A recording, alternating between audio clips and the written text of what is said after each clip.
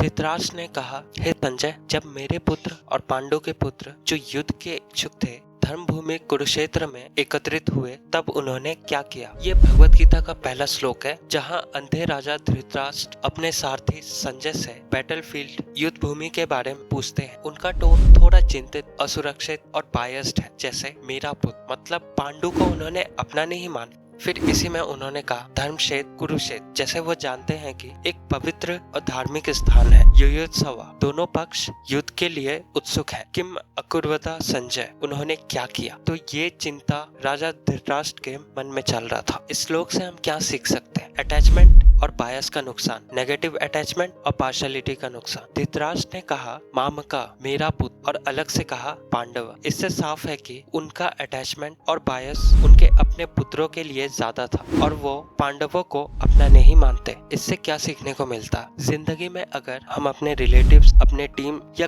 किसी एक ग्रुप के प्रति ज्यादा बायस्ड हो जाते हैं तो नुकसान होता है। फेयर जजमेंट देना मुश्किल हो जाता है। इसका रिजल्ट होता है डिसीजन मेकिंग में गलती और रिश्तों में दूरी। इसका रियल लाइफ एग्जाम्पल, जैसे अगर एक टीचर या बॉस सिर्फ अपने फेवरेट स्टूडेंट एम्प्लॉय को इम्पोर्टेंस देता है तो दूसरे लोग डीमोटिवेट हो जाते हैं। दूसरा हम क्या सीख सकते हैं। धर्म भूमि पर अधर्म की चिंता, inner conflict in right setting. Dhritarashtra जानते थे कि ये कुरुक्षेत्र है, धर्म क्षेत्र, जहाँ सत्य और न्याय की जीत होती है। इसके बावजूद उन्होंने पूछा मेरा पुत्र और पांडु के पुत्रों ने क्या किया। इसका मतलब उन्हें अंदेशा था कि उनके पुत्र अधर्मिक है और वो इस धर्म भूमि में शायद जीत नहीं पाएंगे। इससे क्या सीखने को मिलता। अगर तुम किसी सही जगह या सही एनवायरनमेंट में हो पर तुम्हारे कर्म सही नहीं है तो तुम कभी जीत नहीं सकते। इसका रियल लाइफ एग्जांपल, अगर एक स्टूडेंट लाइब्रेरी में पढ़ता है पर ध्यान फोन में लगा होता है तो इसका कोई फायदा नहीं। प्लेस सही हो, जगह सही हो, लेकिन नियत और एक्शन भी सही होनी चाहिए। तीसरा सीख जो सीखने को मिलता है वो है सवाल करना विकास की पहली सीढ़ी है। Questioning is the first step towards wisdom. ये श्लोक भगवत गीता की शुरुआत करता है एक सवाल से। धृतराष्ट्र ने पूछा क्या किया। ये बताता है कि ज्ञान की यात्रा सवाल से शुरू होती है। जिंदगी में अगर तुम्हें ग्रो करना है तो क्वेश्चन पूछना शुरू करो अपने एक्शंस, डिसीजन और लक्ष्य के बारे में। सवाल तुम्हें अंदर से क्लैरिटी देती है। रियल लाइफ एग्जांपल, क्या मैं सही डायरेक्शन में जा रहा हूँ, क्या मेरा काम किसी काम आ रहा है।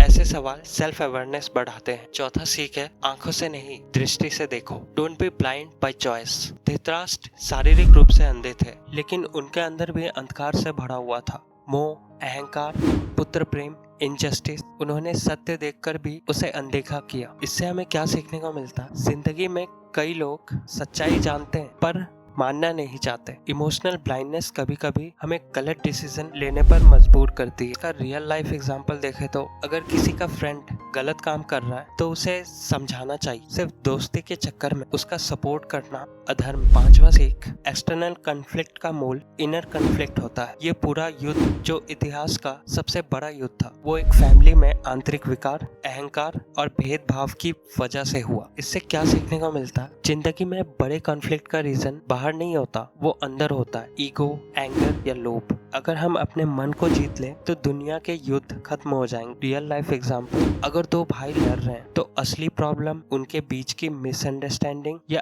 अहंकार होता है। प्रॉपर्टी या पैसा से बहाना होता है। छठा सीख, कर्म या नियत पर विश्वास रखो। धृतराष्ट्र की चिंता इस बात की थी कि उनके पुत्र क्या करेंगे क्योंकि उन्हें पता था उनकी नियत सही नहीं। इससे हमें क्या सीखने को मिलता है। जिंदगी में जीत हमेशा उसी की होती है जिसका कर्म साफ होता है और नियत शुद्ध। अगर हम सही सोच, सही विचार और सही कर्म से जीवन जिए तो कोई भी हमसे नहीं जीत सकता। कोई भी कुरुक्षेत्र हमसे नहीं जीत सकता। रियल लाइफ एग्जांपल, अगर एक स्टूडेंट ईमानदारी से पढ़ता है बिना चीटिंग तो उसका विश्वास हमेशा उन लोगों से स्ट्रांग होता है जो शॉर्टकट लेते हैं। इसका कंक्लूजन बताऊं तो अब तक हमने जो भी सीखा उसका कंक्लूजन ये है कि ये एक सिंपल सा श्लोक लग सकता है लेकिन इसमें गहरा दर्शन छुपा हुआ है। इससे हम ये सीख सकते हैं अपने अंदर बायस और मोह को पहचानो, सही सवाल पूछना सीखो, वही तुम्हें ग्रोथ की तरफ ले जा सकता है। धार्मिक स्थान या समय तभी काम आता है जब तुम्हारा कर्म और नियत सही हो। हर एक्सटर्नल प्रॉब्लम का सॉल्यूशन तुम्हारे इंटरनल आंतरिक विचार में होता है। विवेक